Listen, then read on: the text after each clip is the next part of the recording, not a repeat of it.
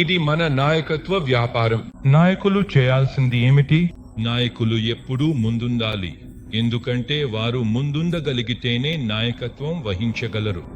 వారి జ్ఞానంలో, వారి ప్రవర్తనలో, వారి కష్టపాటులో, మీ జట్టుకు సేవ చేయడంలో. మీరు నాయకుడిగా మారినప్పుడు మీ పెద్ద పని ఏమిటి? మీరు మీ జట్టును నిర్వహించాలి. ప్రజలకు మూడులు ఉంటాయి, భావోద్వేగాలు ఉంటాయి, అహంకారం కూడా ఉంటుంది. మీరు నాలాగా ఆలోచించవచ్చు. నేను గత 29 సంవత్సరాలుగా ఇక్కడ పనిచేస్తున్నాను కదా.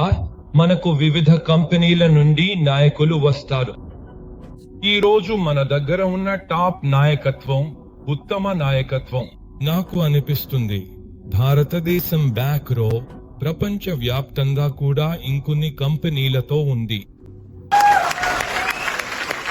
ప్రపంచంలో టాప్ 10 కంపెనీల్లో కనీసం 4 కంపెనీల స్థాపకులు, యజమానులతో నేను కలిశాను. వారు భారత్కు రావడానికి ప్రయత్నించారు, కానీ భారత్లో మీకు ఎలాంటి ఇబ్బంది ఇవ్వలేమని చెప్పారు. ప్రపంచం ఇప్పుడు తెలుసుకుంది. ఈ రోజు పురుగు మందులు మరియు క్రిమిసంహారకాలు భూమిని, ప్రజల ఆరోగ్యాన్ని విషపూరితంగా మారుస్తున్నాయని.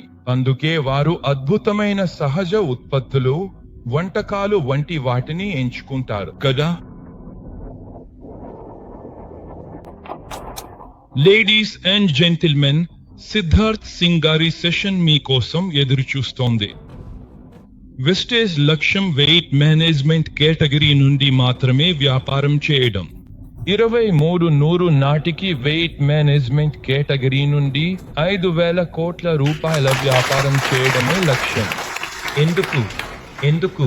ఎందుకంటే ఈ రోజు మన దగ్గర 20 లక్షల యాక్టివ్ డిస్ట్రిబ్యూటర్లు ఉన్నారు.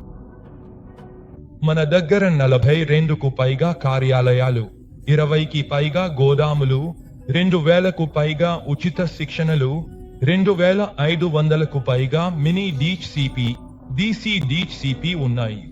ఈ రోజు మన శిక్షణ గదిలో ఒకేసారి 21,000 మంది కూర్చునే సౌకర్యం ఉంది మరియు కంపెనీ సెంటర్లో మాత్రమే శిక్షణ ఇవ్వగలుగుతారు. మన శిక్షకులు 74 మందికి మించి ఉన్నారు. అవును, ఇతర కంపెనీల నుండి వచ్చే వారిని పక్కన పెట్టండి.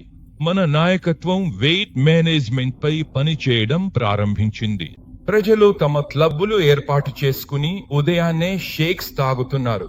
అలాగే వారు స్లిమ్మింగ్ ఉత్పత్తులు కూడా తీసుకుంటున్నారు.